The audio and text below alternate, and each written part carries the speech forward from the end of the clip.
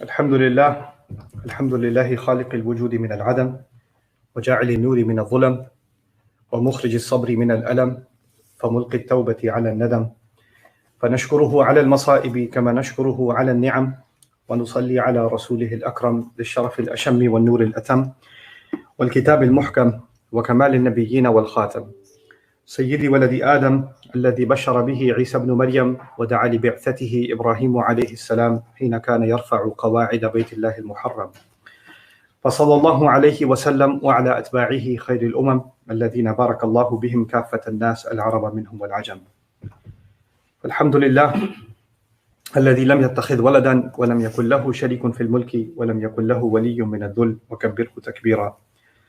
الحمد لله الذي نحمده ونستعينه ونستغفره ونؤمن به ونتوكل عليه ونعوذ بالله من شرور أنفسنا ومن سيئات أعمالنا، من يهده الله فلا مضل له ومن يضلل فلا هادي له، ونشهد أن لا إله إلا الله وحده لا شريك له، ونشهد أن محمدا عبد الله ورسوله أرسله الله تعالى بالهدى ودين الحق ليظهره على الدين كله وكفى بالله شهيدا، فصلى الله عليه وسلم تسليما كثيرا كثيرا. أما بعد، فإن خير الحديث كتاب الله وخير الهدي هدي محمد صلى الله عليه وسلم، وإن شر الأمور محدثاتها وإن كل محدثة بدعة وكل بدعة ضلالة وكل ضلالة في النار.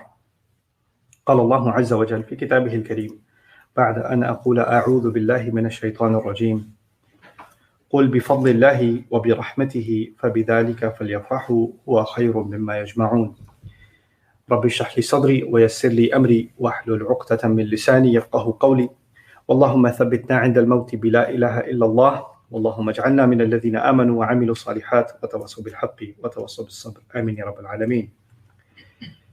Allah Azza wa Jal created the human being with desires. And Allah talked about that in Surah Al-Imran. He said, زُيِّنَ لِلنَّاسِ حُبُّ الشَّهَوَاتِ مِنَ النِّسَاءِ وَالْبَنِينَ وَالْقَنَاطِيرِ الْمُقَنطَرَةِ مِنَ الذَّهَبِ وَالْفِضَّةِ وَالْخَيْلِ الْمُسَوَّمَةِ وَالْأَنْعَامِ وَالْحَرْثِ. Allah made for men, for instance, women desirable. He made children, having children desirable, and then having wealth and assets and businesses and investments that grow desirable, a beautiful ride desirable. These are things that Allah put inside the soul of human beings, inside our psyche. He programmed us to want these things. Other places in the Quran, He makes a list of things that people want. And today what I want to start with is a fundamental question. Why do we want these things? What is in our minds that once we have these things, what's going to come? At the end of the day, the simple answer to that, which every human being knows, is I'll be happy. If I get the job that I really want, I'll be happy. If I get married to the person I want to get married to, I'll be happy. If I'm able to buy that house, I'll be happy. If I'm able to live in this neighborhood, I'll be happy. If I'm able to move to that country or that city, then I'll be happy. Some young man feels stuck in their home. They don't want to live in their small town. They're like, if I get accepted into that university and move to that town, man, I'm going to be so happy, right? So all of these things, they boil down to one common denominator, which, our great American history describes as the pursuit of happiness, right? So we're looking for this one thing. And we keep trying to find it in these pursuits that you and I have in our lives. In fact, we go through a lot of sadness and a lot of difficulty and a lot of pain because of this dream of acquiring something one day that will make us happy. So you work maybe even at a job that you don't like because you're saving up because you want to get something eventually that's going to make you happy, right? Some kids, they get allowance, right? And they just really want this pair of shoes. They're not going to spend their allowance, even though all the other siblings are getting candy, this or that. They're withholding all these smaller happinesses because they're waiting for this bigger happiness. So they're saving so they can buy those shoes or whatever it is that they want, a video game or, So this idea that we're willing to sacrifice for the sake of a greater happiness is actually a big part of life. It's the reason why students study hard at a university. Studying is not a joyful experience. There are other students in the same university that are partying, that are hanging out, that are wasting their time. And then you have some students that are working really, really hard, because some students look at happiness at a party or at hanging out or cutting class or going out and chilling or just sleeping. That's their happiness.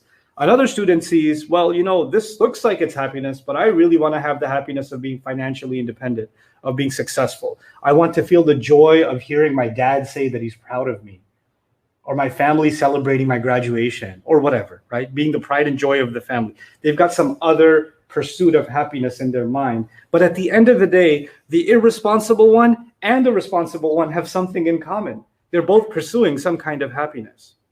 So it is actually, for the students of psychology, it is one of the most fundamental questions when you're trying to figure out what's going on inside of the psyche of a person. What makes you happy? What makes you happy? And by the way, what makes you happy is a question that should be different from what is good stress relief for you. Because happiness is something you're running towards. Stress relief is something you're getting away from. You're escaping something. You're stressed out about work. You're stressed out about some family argument. You're stressed out about this or that. Oh, when I'm stressed out, I just go for a walk. Or when I'm stressed out, I just play video games. Or when I have too much anxiety, I smoke, or whatever. People have different ways to cope with the pressure of life, right? But that's not what's making you happy. That's just giving you a break. That's not the question. The question is something else. What actually makes someone happy? And this feeling that we have of happiness, it's a very temporary feeling. As much as it's desired and pursued. Somebody said, somebody posts a picture of going to some beautiful vacation, and they could see like an amazing city behind them, sunny skies. They could see a beautiful escape, the landscape or waterfall or mountains or whatever. And they look really happy. But go to a vacation enough times, all the places start looking the same. It's not the same excitement for you anymore. It doesn't make you happy anymore, right? So this thing that we're pursuing, it's like a moving target. It's not like once you have it, you can hold on to it. It's the same with, what Allah describes. I've talked about this in other khutbah before. Another khutbah is in Surah Al-Hadid, how Allah describes that the crop turns yellow, right? So the farmer, all he wanted was the crop to grow. The entire year, he's waiting for the crop to grow. And when it grows, they party, they celebrate, they have harvest festivals, because finally the fruit of their labor, right? Quite literally, for a gardener, the fruit of his labor. But even that fruit gets sour. Even the stalk turns yellow, right? So the idea there is that we can pursue. Some kids are like, man, I just want to get this I just want to get a PS5. You can't get it anywhere. It's harder to get than a visa to Umrah. I just really want to get one. If I just had that, then I would. And then they get it. And then, I don't really have time to play it. It's kind of, but it's okay. The joy of it, the high of it drops real quick. The excitement of a new car, ask 2 months later. Ask 2 months later. The excitement of a new home, ask about a year later. The excitement of new clothes you got for Eid or something, or a present you got, ask a week later. The excitement drops. So this thing, the first point that I wanted to get across is this thing that is so fundamental to basically all of our pursuits. We have to be clear. I have to be clear about myself that it's not found in a thing, because the moment I have it, it moves on to something else. And then it becomes something else. And then it becomes something else. I can't hold on. I can't seem to hold on to this thing called joy. And because this is such a fundamental pursuit, and it's common to all of us, every one of us is human, every one of us wants to be happy. I would imagine that Allah will talk about it exhaustively in the Quran. How to become happy. How will you finally, and the Arabic word for happiness is السعادة. And the Arabic word for overjoyed happiness, extreme happiness, is al-farh. So these words, you would think you'll find them all over the Quran, because Allah wants us theoretically to be happy, right? Because the promise of Jannah, the promise of all the rewards, even if it's not spelled out that way, obviously those things are there. Just even thinking about those things makes us happy. That's what Allah wants. But surprisingly, in the Quran, Allah does not talk about happiness much at all. In fact, barely at all. And there's only one place where Allah essentially says, and because of that, they should be happy. They should be filled with joy. فَبِذَلِكَ فَلْيَفْرَحُوا. Which is one place in the Quran, in the entire Quran, in Surah Yunus.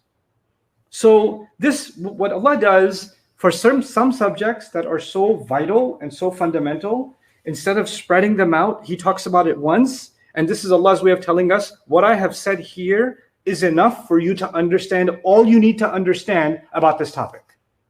So for instance, he did that with fasting. Allah didn't talk about fasting in the Quran all over the Quran. He talked about it in one place, one time. And that's it. That's all you need to know.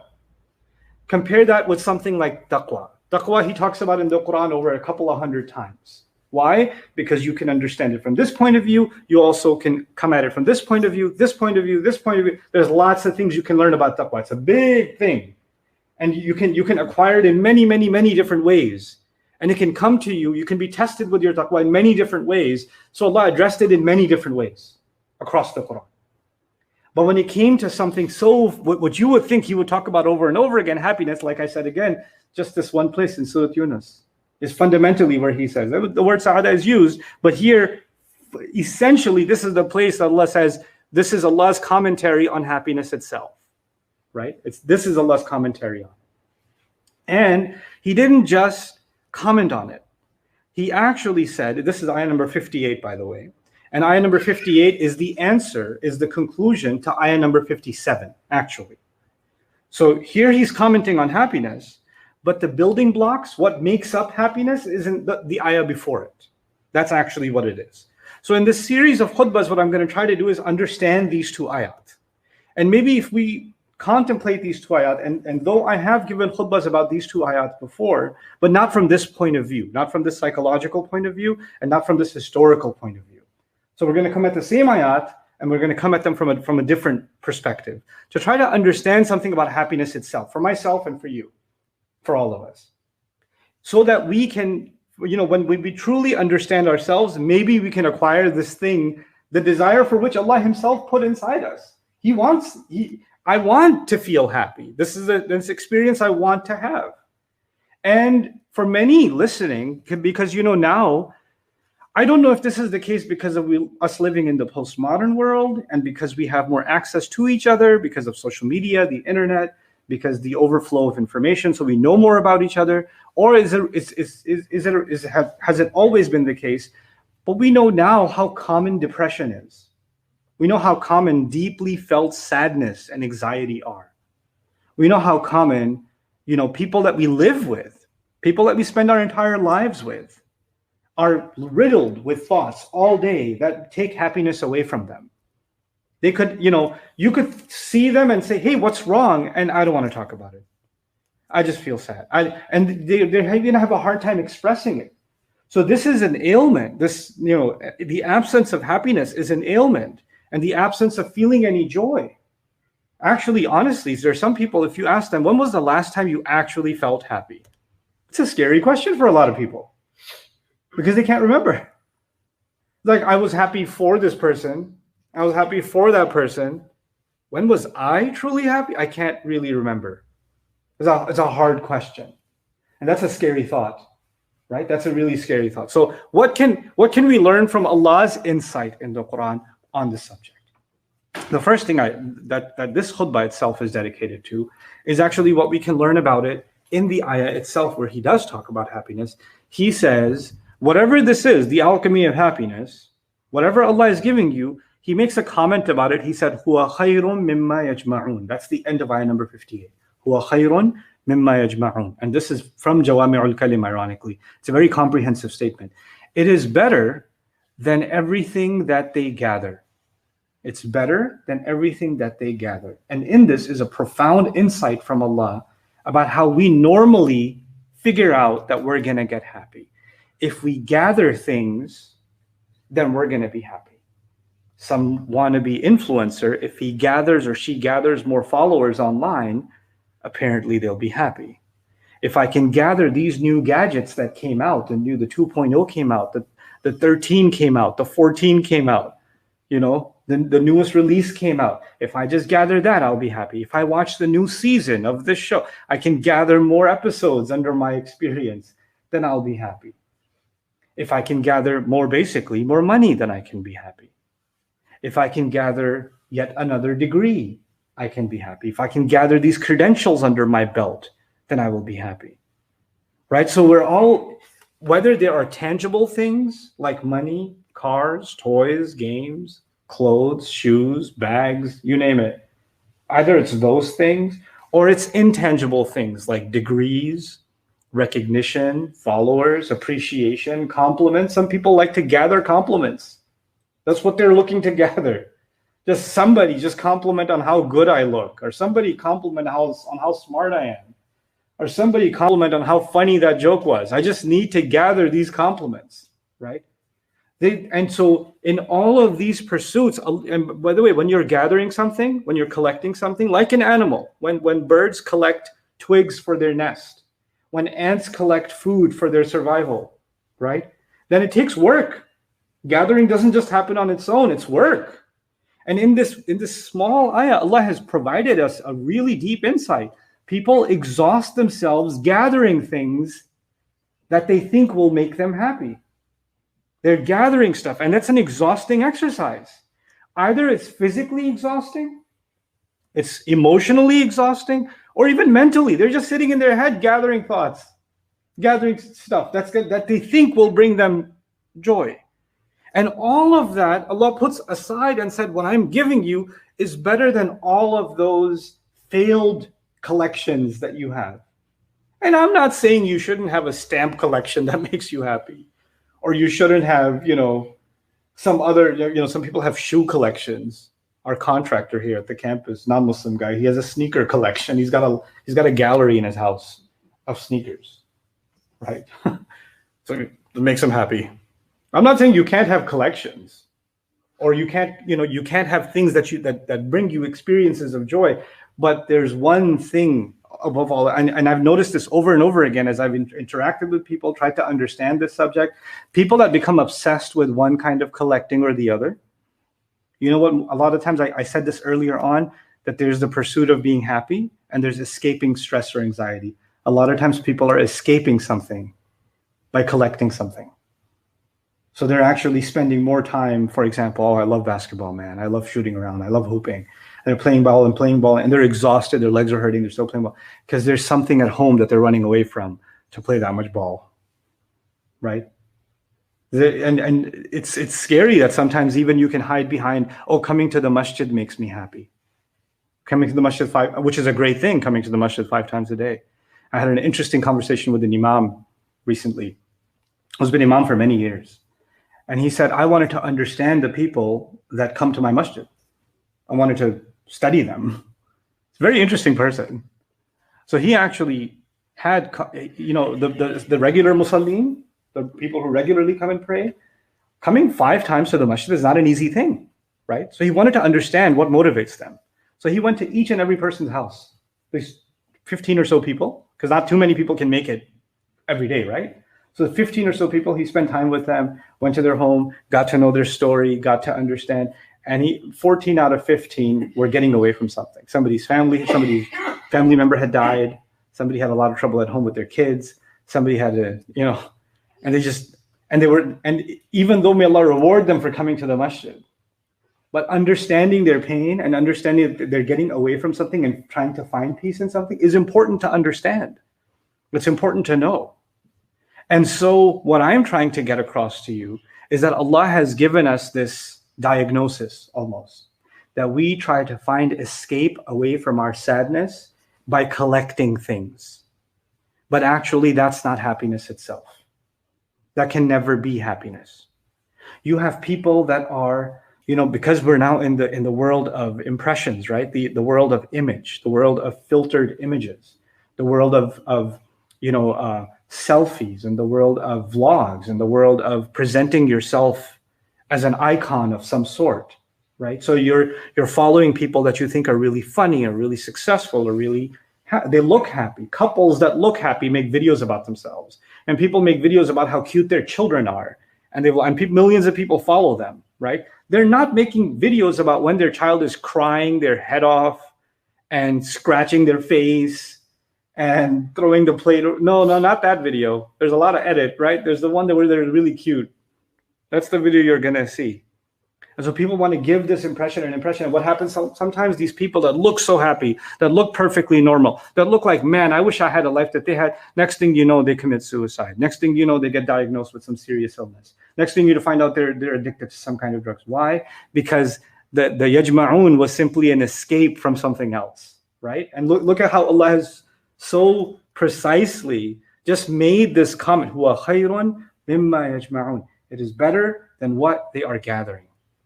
So first Allah diagnoses in this ayah, this concluding ayah, which is, I'm starting today from the concluding ayah. So in this concluding ayah, Allah is telling us later that all those other pursuits of happiness were just an exercise in collection. That's all it was. It was something that deceived people. It was just something that they got fooled by, thinking that that's going to make them happy. And you and I have to really take deep stock inside of ourselves and think, what is it that I am doing that I think makes me happy, but it doesn't actually do it? I can't tell you that for yourself. You have to ask yourself that question. What is it that you are doing jama' of, and perhaps Allah is offering something better? You see, and this is my concluding comment for today's khutbah for you, is that Allah Azza wa Jal in the Quran, He has given us halal and haram, definitely. He's given us some advice on what to do in our homes. He's given us some guidelines on how to spend our money. He's given us guidelines on how to earn our money, on how to do business. He's given us guidelines on how to interact with each other, how to deal with family. He's given us all kinds of guidelines of do's and don'ts. But those do's and don'ts, you can think of them as the items sitting on top of a table, but you have to have the table first, the basis on which all the food sits. The basis of it is a way of thinking. There's a certain kind of thought process. There's a certain kind of personality, a certain kind of outlook on life that Allah builds in the Quran. And when you build that kind of outlook, then all of the instructions that are on top make sense. Then they actually, you will see, and I'll try and explain over the course of the next few khutbahs, then those instructions actually bring you happiness. And without that basis, without the right thought process, those same instructions from Allah, the same instructions of halal and haram and fard and wajib, all of those instructions, they become something that tightens the chest, that become discomfort, that become difficult. Isn't it true that two people can be sitting at the same exact table, they're eating the same exact meal, but one of them is really happy, one of them is really upset? Because it's the same delicious food, and they both love the same food. The food isn't any better or worse. The temperature in the room isn't any better or worse. Physically, they're not going through, one's going through pain and one's not. But one has something on their mind, one has something going on in their heart that's taken the joy away from eating. Isn't it? There's a mindset. They're in a different place mentally, even though physically they're in the same place. Biologically, they're experiencing the same thing. Their taste buds are experiencing the same thing. In fact, forget two people, even you yourself. You could be in a certain place mentally, and the same activity will bring you happiness. You'll be in a good mood, and you're in a different place mentally, and that same activity does nothing for you. Like, I'm not in the mood. I don't feel like it. I don't want to do this, right? So that mindset is what Allah is helping us configure in ayah number 57 of Surah Yunus. And that's what we're going to spend time understanding. Then we get to فَبِذَلِكَ فَلْيَفْرَحُوا. That's what Allah Azza wa Jalla is going to unlock for us in this remarkable ayah. So I wanted to take my time covering this with you. I've covered this with you before, but again, from a different point of view this time. And inshallah ta'ala, the next time we'll open up the first of those components. There are 4 items mentioned in ayah number 57. And the first of them, inshallah, my intention is to cover them in the next khutbah, which is Ya ayyuhan nas. قَدْ جَاءَتْكُمْ مَوْعِظَةٌ مِّن رَبِّكُمْ. Part of that will also be, and I'll set the stage for it now, is that this surah, early on, is actually debating with the mushrikeen. Why should they believe Quran is the word of God? Why should they believe that? Why could it not be from a human being? That's the debate that's happening early on in this surah. This is a surah is a huge conversation between Allah and humanity, right? So the first part of this conversation is, why should you believe this is Allah's word? Why is it not made up? That's the crux of the argument in the beginning. And I told you, this is not the beginning of Surah Yunus. The ayah I'm talking about is ayah number 57. So lots of conversations have already happened. So what does that conversation have to do with this? We have to figure that out too, to understand. Because you cannot understand a conversation Allah is having, something Allah is saying, if you don't know where it fits. What is it a part of? So all of those explorations, inshallah, will help us really get to the bottom of what Allah has to give us in terms of our personal, truly felt happiness that cannot be taken away. A joy that cannot be taken away. A joy that is no longer a moving target. A joy that is no longer temporary. A joy that's no longer artificial. A joy that's no longer an escape from something else. That's the kind of joy that you and I want in our lives. That's the one that He's going to offer to us in these ayat. I pray that Allah Azza wa Jal fills all of our lives with real and true joy and makes us a source of real joy for others. And I pray that Allah Azza wa Jal brings the light of the Quran into our hearts and into the hearts of our family members and protects all of us. بارك الله لي ولكم في القرآن الحكيم ونفعني وإياكم بالآيات والذكر الحكيم. الحمد لله وكفى والصلاة والسلام على عباده الذين اصطفى خصوصا على أفضلهم وخاتم النبيين محمد الأمين وعلى آله وصحبه أجمعين. قال الله عز وجل في كتابه الكريم بعد أن أقول أعوذ بالله من الشيطان الرجيم إن الله وملائكته يصلون على النبي يا أيها الذين آمنوا صلوا عليه وسلموا تسليما اللهم صل على محمد وعلى آل محمد كما صليت على إبراهيم وعلى آل إبراهيم في العالمين إنك حميد مجيد اللهم بارك على محمد وعلى آل محمد كما باركت على إبراهيم وعلى آل إبراهيم في العالمين إنك حميد مجيد. عباد الله رحمكم الله اتقوا الله إن الله يأمر بالعدل والإحسان وإيتاء ذي القربى وينهى عن الفحشاء والمنكر ولذكر الله أكبر والله يعلم ما تصنعون. أقم الصلاة إن الصلاة كانت على المؤمنين كتابا موقوتا.